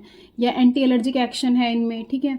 तो एग्जाम्पल आ जाते हैं इसमें prednisolone, dexamethasone, hydrocortisone, short acting, long acting, ये इसमें भी होते हैं। जैसे डेक्सामेथासोन हो गया, लॉन्ग एक्टिंग है ना, प्रेडनिसोलोन इंटरमीडिएट एक्टिंग। तो इस तरीके से पूरी इसकी क्लासिफिकेशन भी है, लेकिन इतना बहुत है अगर 5 नंबर में भी ये क्वेश्चन आया तो। इंसुलिन का हम यहाँ पे मेन था काम जो हमें अच्छे से बताना था, बट क्वेश्चन तो तीनों ही अटेम्प्ट करने हैं आपने। नेक्स्ट देखते हैं question number 7। Give the classification of antiviral drug, discuss some anti herpes virus drug के बारे में बताओ। तो एंटीवायरल ड्रग क्या होती हैं देख लो। एंटीवायरल ड्रग ऐसी मेडिकेशन है जो ट्रीट करती है वायरल इन्फेक्शन को, यानी कि जो वायरस से हो रहा है, और बाय ये इनहिबिट कर देती है किसको, डेवलपमेंट और रेप्लिकेशन ऑफ वायरस। जो वायरस हमारी बॉडी में, ये वैसे तो ये नॉन लिविंग पे होंगे तो कैसे रहते हैं, इनएक्टिव फॉर्म में होते हैं, लेकिन जैसे ये हमारी बॉडी में आ जाते हैं, है ना, तो क्या होता है, ये डेवलप करते हैं और ज़्यादा बढ़ते हैं, रेप्लिकेशन होते हैं 1 से 2, 2 से 3, तो उसी को रोकने के लिए हम एंटीवायरल ड्रग्स देते हैं। तो क्लासिफिकेशन क्या है देखो एंटीवायरल ड्रग्स की। सबसे पहले एंटी हर्पीज वायरस में देते हैं, है ना, एंटी हर्पीज है ये, पी के बाद ई भी आएगा, ठीक है। तो इसमें क्या कौन सी ड्रग आती है, इडॉक्सीरिडीन और एसाइक्लोविर। तो एसाइक्लोविर यहाँ पे आपको याद रखना है। जिडोवुडीन हो गई, वो भी इसी में ही आती है। उसके बाद एंटी इन्फ्लुएंजा वायरस में एमेंटाडीन, रिमेंटिडीन दिया जाता है। नॉन सिलेक्टिव एंटीवायरल ड्रग यानी एंटीवायरल है लेकिन कोई भी सिलेक्टिव नहीं है कि इन्फ्लुएंजा है, रेट्रो है या हर्पीज वायरस है, तो उस केस में हम देंगे कौन सा, रिबाविरिन और लेमिवुडीन दिया जाता है। एंटी रेट्रो वायरस में देखो न्यूक्लियोसाइड, इसके अंदर कैटेगरी आती है 3। तो सबसे पहला होता है न्यूक्लियोसाइड रिवर्स ट्रांसक्रिप्टेज इनहिबिटर। तो ये न्यूक्लियोसाइड पे जो एंजाइम होगा, है ना, उसको ये इनहिबिट कर देंगे, ताकि अब न्यूक्लियोसाइड रुकेगा तो क्या होगा, जो हमारे मतलब जो बेस होते हैं, है ना, प्यूरिन, पिरिमिडीन और जो शुगर होता है ग्रुप, यानी वायरल आरएनए सिंथेसिस वगैरह रुक जाएगी, तो उसको हमें इनहिबिट करना है, तो इसलिए इनका नाम एनआरटीआईज हो गया है। इसमें क्या आता है, जेलसिटाबीन और स्टेवुडीन आता है। तो पहले वाले में आ गया जिडोवुडीन हर्पीस में, उसके बाद नॉन सिलेक्टिव में लेमुविडीन, और नॉन न्यूक्लियोसाइड वाले में आ गया स्टेवुडीन। अब नॉन न्यूक्लियोसाइड जो न्यूक्लियोसाइड में नहीं है, रिवर्स ट्रांसक्रिप्टेज जो एंजाइम है इनहिबिटर, एनएनआरटीआईज, तो उसमें आता है डेलाविरिडीन, नेविरापिन आता है, ठीक है। उसके बाद प्रोटीएज इनहिबिटर में आता है रिटोनाविर और इंडिनाविर आ जाता है। अब हमसे इसके अंदर एंटी हर्पीज या हर्प्स बोल लो वायरस ड्रग के बारे में पूछा है, तो जिसमें एसाइक्लोविर को कवर किया है। तो इसमें एसाइक्लोविर का मैकेनिज्म ऑफ एक्शन देखो। एसाइक्लोविर जो होता है वो अपनी एक्टिव फॉर्म में कन्वर्ट होता है इन्फेक्टेड सेल में, किसी भी सेल में अगर ये हो गया है, तो जब ये एक्टिव फॉर्म में कन्वर्ट होता है तो वहाँ पे इनहिबिट कर देता है, वायरल डीएनए पॉलीमरेज को रोक देता है, यानी पॉलीमरेज यानी जो डीएनए को और रेप्लिकेट कर रहे होंगे, बहुत सारे डीएनए बन रहे होंगे, तो स्टॉप कर देगा वायरल डीएनए रेप्लिकेशन को, ठीक है। तो इसलिए ये एंटी हर्पीज वायरस ड्रग है। तो इसको हम किस में दे रहे हैं, हर्पीज सिम्प्लेक्स इन्फेक्शन में, हर्पीज जोस्टर एंड वेरिसेला है, जो चिकन पॉक्स वगैरह होता है ना, उस केस में तो वहाँ पे ये दिया जाता है। साइड इफेक्ट क्या है, देखो nausea, vomiting, headache, kidney problem, high dose में ये इसका साइड इफेक्ट है। कॉन्ट्रा इंडिकेशन देखो, हाइपर सेंसिटिविटी है किसी को एसाइक्लोविर से, तो उसमें नहीं देना है। और उन पेशेंट में यूज़ करना है कॉशियस के साथ, यानी कॉशन के साथ, जिसको किडनी डिजीज़ है, यानी ध्यान रखना होगा। तो ये देखो, ये अभी तक वो क्वेश्चन देख लिए हमने जो मैंने सिलेबस में कंप्लीट नहीं कराए थे। अब 4 क्वेश्चन मैंने वो भी डाल दिए हैं कि भाई जो पहली बार देख रहा हो फर्स्ट टाइम, तो उसे थोड़ी ना पता है कि इसने क्या कराया है सिलेबस में क्या नहीं। तो और जो इंपॉर्टेंट टॉपिक्स हैं उनको भी हम यहाँ पे समझ लेते हैं। 4 क्वेश्चन हैं ऐसे। फर्स्ट क्या है, give the classification of cholinergic drug with example. Example के साथ कोलिनर्जिक ड्रग के बारे में हमें यहाँ पे बताना है। तो देखो,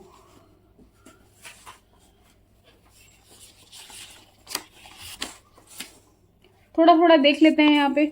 अब जो नोट्स में से है ये मेरे, ठीक है। अब जिसने कवर कर लिया है तो वो वीडियो को पॉज कर सकता है ना। उसके बाद थोड़ा आगे बढ़ा देना, एमसीक्यू भी कराऊंगी अभी, मल्टीपल चॉइस क्वेश्चन और फिल इन द ब्लैंक्स, वो भी मत छोड़ना आप लोग। कोलिनर्जिक ड्रग्स क्या होते हैं, ऐसे एजेंट जो मिमिक करते हैं एसिटाइल कोलिन के एक्शन को, किस पे, एट पैरासिम्पैथेटिक सिस्टम पे, तो इनको हम सिम्पैथोमाइमेटिक भी बोलते हैं। एसिटाइल कोलिन यहाँ पे मेजर न्यूरोट्रांसमीटर है जो काम करता है ना। मेनली ये किसमें काम करते हैं, रेस्ट एंड डाइजेस्ट मोड पे काम करते हैं। जो इंटेस्टाइन की गट मूवमेंट वगैरह है उसको अच्छा करते हैं, डाइजेशन अच्छा हो जाता है इससे, ठीक है। ये देखना है कोलिनर्जिक ड्रग्स। देन उसके बाद सीधा फार्माकोलॉजिकल एक्शन देख लेते हैं, ठीक है। और इसकी क्लासिफिकेशन है वो भी आप लोग देख लेना, है ना। नेचुरली जो ड्रग्स हैं जैसे उसमें पिलोकार्पिन वगैरह हो गया और एसिटाइल कोलिन आ गया, ठीक है, एल्कलॉइड वगैरह। और एक क्या होते हैं हमारे एसिटाइल कोलिन एस्टरेज इनहिबिटर्स, है ना, जो उस एंजाइम को रोकेंगे। तो उसमें आप पढ़ा है आपने कार्बामेट्स, नॉन कार्बामेट्स हो गया, रिवर्सिबल, इरिवर्सिबल। तो एक बार वो क्लासिफिकेशन आप लोग देख लेना, ठीक है। तो हार्ट पे क्या एक्शन होता है एसिटाइल कोलिन का, नेगेटिव क्रोनोट्रोपिक इफेक्ट होता है ना, और नेगेटिव आइनोट्रोपिक। क्रोनोट्रोपिक बोले तो हार्ट रेट को रिड्यूस कर देते हैं, यानी ब्रेडिकार्डिया शो करते हैं, और आइनोट्रोपिक यानी कि डिक्रीज कर देते हैं फोर्स ऑफ कॉन्ट्रैक्शन को भी। तो जब ये दोनों ही डिक्रीज होगा तो आउटपुट भी डिक्रीज हो जाएगा। ब्लड वेसल पे फॉल इन बीपी को रिड्यूस करते हैं ये लोग, बट रेस्पिरेटरी सिस्टम में क्या करते हैं, ब्रोंको कंस्ट्रिक्शन करते हैं। ये 2 काम आपको ध्यान रखने हैं। स्मूथ मसल में भी ब्रोंको कंस्ट्रिक्शन, अब स्मूथ मसल में ब्रोंको कंस्ट्रिक्शन करते हैं और जीआईटी में कॉन्ट्रैक्शन भी करवाते हैं, ठीक है। यूरिनरी ब्लैडर को कॉन्ट्रैक्ट करके इवैक्यूएशन करवा देते हैं, यूरिन बाहर निकल जाता है। तो किसी को यूरिनरी रिटेंशन जैसी प्रॉब्लम है या पैरालिटिक इलियस हो गया है, यानी कि इलियम जो है इंटेस्टाइन का पार्ट वो बहुत ज़्यादा रिलैक्स हो गया है, तो ये उसको कॉन्ट्रैक्ट कर देंगे। किसी का यूरिन बाहर नहीं निकल पा रहा है ना, तो उसमें भी हम इन्हें दे देंगे, ठीक है, कॉन्ट्रैक्शन की मदद से काम कर देंगे। तो इंडिकेशन देखें कोलिनर्जिक जो है हमारी ड्रग्स, तो उससे किस में दिया जाता है, माइस्थीनिया ग्रेविस में दिया जाता है, ग्लोकोमा के ट्रीटमेंट में दिया जाता है, और पोस्ट ऑपरेटिव यूरिनरी रिटेंशन हो गया है या इलियस हो गया है ना, उसके केस में दिए जाते हैं ये, ठीक है। अल्जाइमर में भी दिया जाता है, जैसे रिवास्टिगमिन वगैरह जो ड्रग हो गई वो दी जाती है। कॉन्ट्राइंडिकेशन देखें तो किसी को हाइपरथायरॉयडिज्म है तो हमें ये नहीं देना है, किसी को अस्थमा है तब भी नहीं देना कोलिनर्जिक ड्रग, क्योंकि ब्रोंको कंस्ट्रिक्शन कर देंगे। मायोकार्डियल इन्फेक्शन में नहीं देना, पेप्टिक अल्सर में भी ये नहीं देना है। तो ये था कोलिनर्जिक के बारे में। और देखते हैं हम इसके अंदर नेक्स्ट क्वेश्चन, देखो क्या बोल रहा है नेक्स्ट क्वेश्चन हमारा कि define and classify adrenergic drug, और पूरा सब कुछ बताओ direct and indirect acting sympathomimetic agents के बारे में। तो एड्रेनर्जिक ड्रग्स भी देख लो। एड्रेनर्जिक ड्रग्स क्या होती हैं, सिम्पैथोमाइमेटिक्स बोलते हैं इनको। ये बिल्कुल मिमिक करती हैं सिंपैथेटिक सिस्टम को, ठीक है, एक्शन को, जो बिल्कुल सिंपैथेटिक स्टिमुलेशन का होता है। तो उसमें हमारी देखो क्या आती है, क्लासिफिकेशन देखते हैं एड्रेनर्जिक की। जिसमें एक तो क्या होता है, प्रेशर एजेंट्स आते हैं जिसमें जो प्रेशर बढ़ाएंगे, नॉरेड्रेनालिन हो गया, ठीक है, नॉरएपिनेफ्रिन हो गया, एफेड्रिन है, डोपामीन है, फिनाइलेफ्रिन है। कार्डियक स्टिमुलेंट में क्या आता है, एड्रेनालिन, जिसमें आइसोप्रेनालिन है, एड्रेनालिन है, डोब्यूटामीन है, जो कार्डियक पे काम करेंगे। ब्रोंकोडाइलेटर्स जो होंगे, आइसोप्रेनालिन, साल्ब्यूटामोल, टर्ब्यूटालिन आ जाता है। देन उसके बाद CNS स्टिमुलेंट में एम्फिटामिन, डेक्सएम्फिटामिन है। यूटेराइन रिलैक्सेंट में रिटोड्रीन, साल्ब्यूटामोल, आइसोक्सप्रिन आ जाता है। कार्डियक स्टिमुलेंट में एड्रेनालिन, ये तो हो गया था। नेजल डीकंजेस्टेंट भी आते हैं इसके अंदर, जाइलोमेटाजोलिन, नेफाजोलिन, फिनाइलेफ्रिन। एनोरेक्टिक्स भी आते हैं जो भूख को बढ़ाते हैं, ठीक करते हैं, एम्फिटामिन, फेनफ्लोरामीन हो गया। अनदर क्लासिफिकेशन अगर वो मुश्किल लग रही है तो ये लिख के आ जाओ। कैटेकोलामीन आता है जिसमें कैटेकोलामीन हमारा प्रेजेंट होता है स्ट्रक्चर में। एड्रेनालिन है जिसको एपिनेफ्रिन भी बोलते हैं। नॉर एड्रेनालिन है, डोपामीन है, आइसोप्रेनालिन है। देन नॉन कैटेकोलामीन में एफेड्रिन, एम्फिटामिन, फिनाइलेफ्रिन आ जाता है। अब फार्माकोलॉजिकल एक्शन देखें हम इनका, तो हार्ट पे है, देखो बीटा रिसेप्टर काम करते हैं हार्ट पे, वो इंक्रीज कर देते हैं रेट ऑफ कॉन्ट्रैक्शन को, फोर्स ऑफ कॉन्ट्रैक्शन को, कार्डियक आउटपुट को। बिल्कुल कोलिनर्जिक का अपोजिट होगा यहाँ पे। बीपी ब्लड वेसल में एड्रेनालिन जो होता है वो ब्लड वेसल को कंस्ट्रिक्ट कर देता है, स्किन म्यूकस मेम्ब्रेन की, लेकिन स्केलेटल मसल में क्या करता है, डायलेट भी कर देता है। क्यों? क्योंकि एड्रेनालिन हमारा अल्फा रिसेप्टर पे करेगा काम, तो ब्लड वेसल में कंस्ट्रिक्शन करेगा। बीटा रिसेप्टर पे काम करने की वजह से स्केलेटल मसल में डायलेट भी कर देता है एड्रेनालिन। तो देखो लिखा भी है कि एड्रेनालिन के बायोफेजिक इफेक्ट होते हैं, वो बीपी को बढ़ा भी देता है जब वो अल्फा रिसेप्टर पे काम करेगा। 2 टाइप के रिसेप्टर होते हैं, एड्रीनो अल्फा और बीटा। अगर उसने बीटा रिसेप्टर पे काम किया तो डिक्रीज भी कर देता है बीपी को। स्मूथ मसल में क्या, वही कोलिनर्जिक का उल्टा, एकदम रिलैक्स कर देंगे स्मूथ मसल को, और मोटिलिटी जो मूवमेंट है वो डिक्रीज हो जाएगी। वो डिक्रीज हो जाएगी तो कॉन्स्टिपेशन जैसी दिक्कत हो जाएगी, ठीक है। फिर उसके बाद वही इंडिकेशंस देख लेते हैं अब इतना। हाँ, ये देख लो, एड्रेनालिन जो होता है वो मिड्रियासिस कर देता है और इंट्राऑक्यूलर टेंशन को कम कर देता है, ठीक है। इंडिकेशन देखिए तो एड्रेनालिन फर्स्ट चॉइस है। एनाफाइलेक्टिक शॉक में देते हैं, मतलब जिसमें एलर्जिक रिएक्शन बहुत ज़्यादा हो जाती है, उसके लिए फर्स्ट चॉइस ऑफ ड्रग है, सबसे पहले इसे ही दिया जाता है, ब्रोंकोडाइलेटर की तरह दिया जाता है।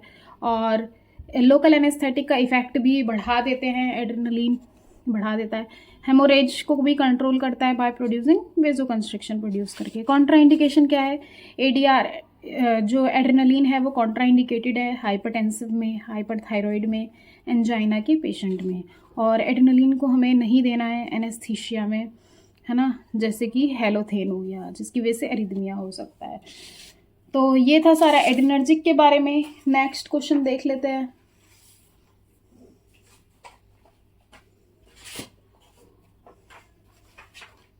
देखो नेक्स्ट क्वेश्चन है, define and classify non steroidal anti inflammatory drug और mention therapeutic use of aspirin के यूज भी बताओ। तो देखो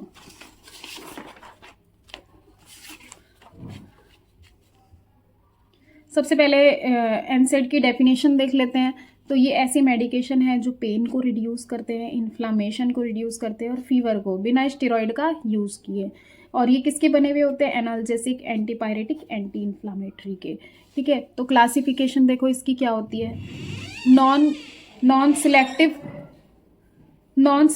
कॉक्स इनहिबिटर्स आते हैं इसके अंदर, जिसमें कन्वेंशनल एनसेड आता है, ठीक है, जो कि कॉक्स पे नहीं करेगा, मतलब सिलेक्टिव नहीं है, किसी पे भी कर सकता है, कॉक्स 1 पे भी, कॉक्स 2 पे भी काम कर सकता है। जिसमें सैलिसिलेट्स हो गया, एस्पिरिन है, सैलिसिलेट है, सैलिसाइलामाइड है, पायराजोलोन डेरिवेटिव्स आते हैं, इंडोल डेरिवेटिव जिसमें इंडोमिथासिन सुलिंडैक आता है। तो सैलिसिलेट याद रखो और प्रोपियोनिक एसिड डेरिवेटिव याद रख लो। आइबुप्रोफेन बहुत सुना होगा आपने, बहुत दी जाती है दर्द में।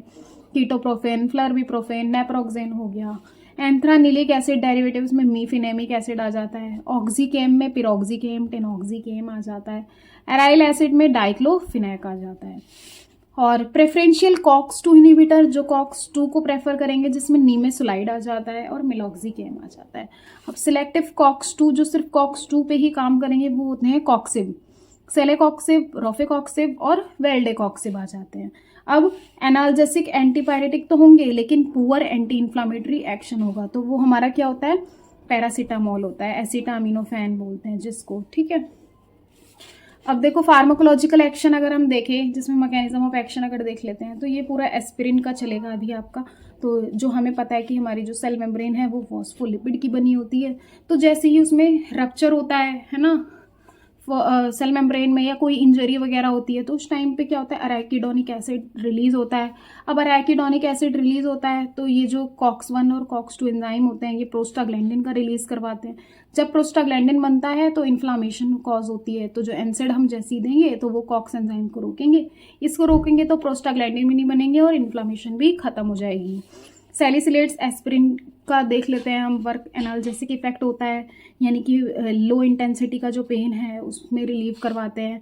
बढ़े हुए टेम्परेचर को लो कर देते हैं। रेस्पिरेशन को स्टिमुलेट करते हैं रेस्पिरेटरी सेंटर पे काम करके। और उसके बाद गैस्ट्रो इंटेस्टाइनल ट्रैक पे प्रोड्यूस नोजिया वोमिटिंग कॉज करते हैं। गैस्ट्रिक अल्सरेशन हो जाता है, तो किसी को अल्सर वगैरह है तो उस केस में हम मतलब एस्पिरिन को नहीं देते हैं। हेमोरेज भी कर देते हैं, ठीक है, ब्लड वगैरह लॉस हो जाता है बहुत। Anti inflammatory anti rheumatic effect है, गाउट वगैरह में भी दिया जाता है। इम्यूनोलॉजिकल इफेक्ट है, यूरोकोसिरिक इफेक्ट, यूरिक एसिड का एक्सक्रीशन करवाते हैं। एंटी प्लेटलेट एक्शन भी होता है एस्पिरिन का, ठीक है। मायोकार्डियल इन्फेक्शन वगैरह जिसमें क्लॉट वगैरह हो गए हैं तो ये उसको प्लेटलेट एग्रीगेशन को रोक देगा, ठीक है। उसके बाद इंडिकेशन वही है जो हमने फार्माकोलॉजिकल एक्शन में देखा, हेडेक में दे रहे हैं, टूथ एक, मसल पेन में दिया जा रहा है, बॉडी टेम्परेचर को लो कर रहा है, स्वेलिंग रेडनेस जैसी कंडीशन है आर्थराइटिस में उसको कम कर देता है, मेंस्ट्रुअल क्रैम्प वगैरह में भी दिया जाता है।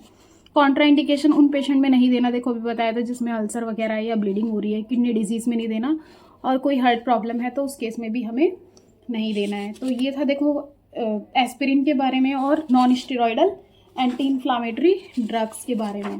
अब लास्ट इसका एक और क्वेश्चन है 11, उसको देख लेते हैं, फिर बस हमारे MCQ fill in the blanks रह जाएंगे, फिर देन वो भी हमारे कंप्लीट हो जाएंगे। Give the drugs used in glaucoma, glaucoma में जो ड्रग्स दिए जाते हैं उसके बारे में बताओ। तो ग्लोकोमा देख लेते हैं, काफ़ी इजी है ये। Drugs used in glaucoma, glaucoma is a disease characterized by increase in intraocular tension या प्रेशर, मतलब जो हमारा इंट्राओक्यूलर आई पे जो लगने वाला प्रेशर है वो बढ़ जाता है, तो उसी को ग्लोकोमा बोलते हैं। अगर इसे हमने ट्रीट नहीं किया, अगर ये बहुत ज़्यादा हो गया है, तो इस केस में ऑप्टिक नर्व डैमेज हो जाती है, आई की जो नर्व्स हैं जिसमें सिग्नल जा रहा है, और फिर ब्लाइंडनेस हो जाता है, ठीक है।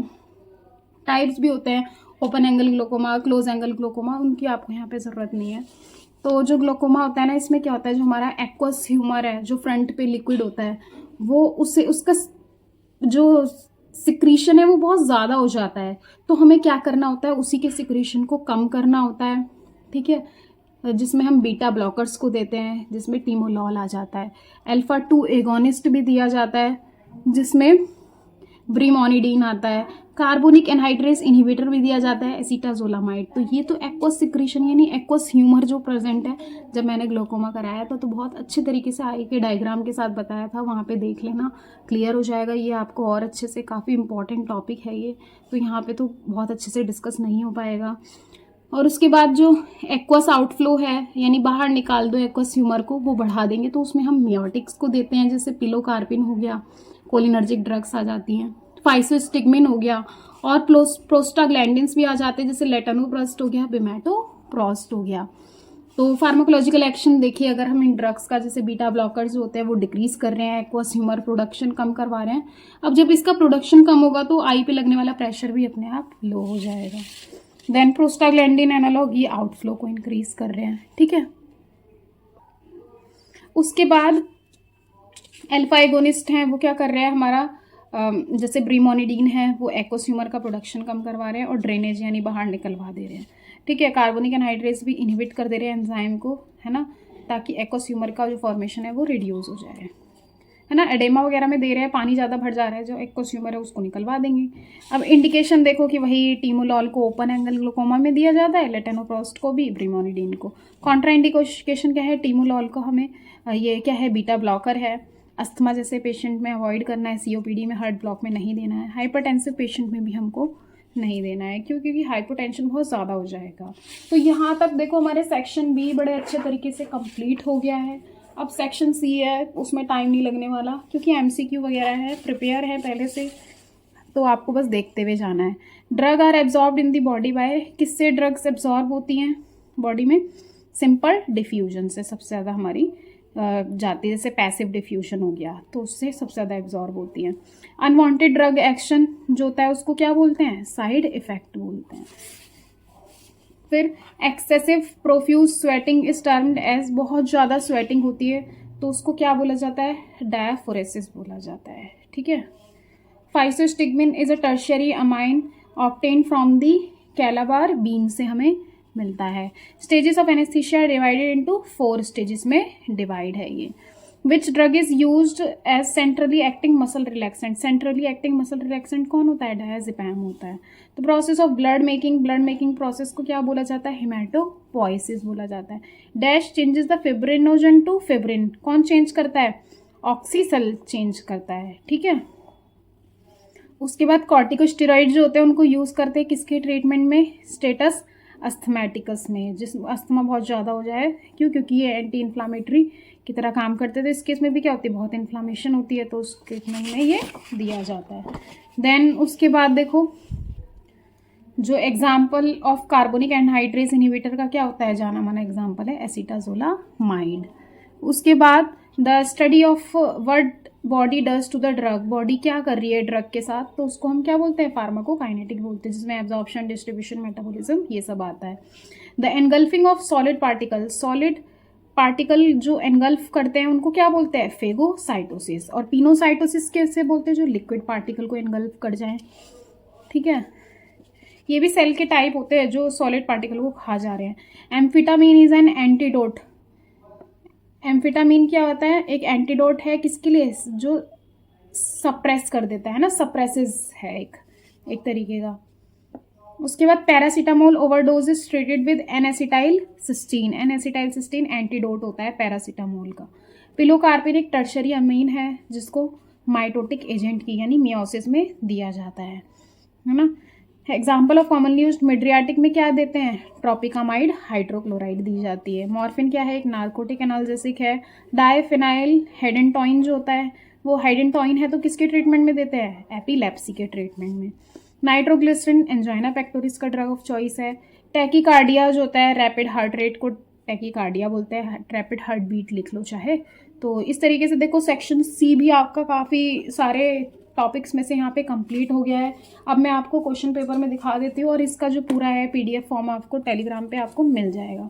देखो चैप्टर 1 में से अभी कुछ नहीं किया है। क्यों? क्योंकि अभी मेरे को और भी मॉडल पेपर तैयार करने हैं, जो मैंने टॉपिक्स करा दिए हैं उनके भी, बट जिनका अभी एग्ज़ाम है जल्दी में तो उनके लिए शायद काफ़ी ज़्यादा बेनिफिट मिले इससे। तो एक बार कमेंट सेक्शन में ज़रूर बताना अगर आपको वीडियो अच्छी लगी है तो शेयर भी ज़्यादा से ज़्यादा कर देना। तो देखो इसमें से हमने क्या देखा? कोलिनर्जिक ड्रग्स देख लिया, एड्रिनर्जिक बताया, और क्या एनसेड्स के बारे में देखा हमने यहाँ पे, और इसमें ग्लोकोमा बता दिया अच्छे से। ठीक है। ये वाला भी अच्छे से नोट्स बड़े अच्छे से बनाए हैं मैंने, इंपॉर्टेंट जैसे क्वेश्चन के रूप में ही आपको मेरे नोट्स मिलेंगे, ज़्यादा लेंथी नहीं होंगे वो। और उसके बाद कार्डियोवेस्कुलर में हमने एंटी हाइपरटेंसिव को कंप्लीट किया, एंटी एरिथमिक को देखा यहाँ पे 5 मार्क्स 3 मार्क्स में, ये भी कर लिया। फिर उसके बाद इसमें से आपको एंटी कोगुलेंट कराया गया अच्छे से। देन ब्रोंकोडाइलेटर भी हो गया है, एंटीटसिव एजेंट के बारे में देखा, और इसमें anti ulcer, laxative, purgative important है, ये करा दिए हैं। किडनी वाले में डायूरेटिक्स बहुत पूछा जाता है, इसको भी कंप्लीट कराया। और इसमें देखो insulin, vitamin D, oral hypoglycemic agent, corticosteroids, इनको कंप्लीट किया है। ठीक है। एक बार आप एंटी थायराइड और थायराइड के बारे में भी थोड़ा बहुत पढ़ लेना। ऑटोकॉइड्स भी मैंने शायद 1 या 2 वीडियोज़ में कंप्लीट कराया है, इसको भी देख लेना। और कीमोथेरेपेटिक में देखो ज़्यादा नहीं हो पाया है, बट कोशिश फिर भी मैंने यहाँ पे करी थी कि एंटी ट्यूबरकुलर ड्रग को बताया अच्छे से, एंटीवायरल को कंप्लीट किया है, और एंटी नियोप्लास्टिक भी देखा है कि इंपॉर्टेंट तो हो ही जाए आपकी। और बायोलॉजिकल की तो सिर्फ एक सिंगल वीडियो है 15 से शायद 16 मिनट की, उसको देख के चले जाना, आपका अच्छे से एकदम आप प्रिपेयर हो जाओगे कल तक, फिर आपका एग्ज़ाम काफ़ी अच्छा हो जाएगा। इसी तरीके से हम अगला मॉडल पेपर भी एक और बनाएंगे कोलॉजी का, उससे पहले और सब्जेक्ट्स में भी मुझे बनाना होगा। ठीक है, एफर्ट्स तो बहुत लगते हैं। अब आपका एफर्ट्स देखा जाएगा कि आप कितना शेयर करते हो, कितने लोगों तक पहुंचाते हो अच्छे से, कि उनको भी ये वीडियो अच्छी लगेगी, आई होप। ठीक है, और हाँ, नोट्स सब आपको टेलीग्राम पे मिल जाएंगे, और बेल आइकन को भी प्रेस कर देना ताकि कोई भी नोटिफिकेशन हो वो भी आपको मिल जाए। So thank you.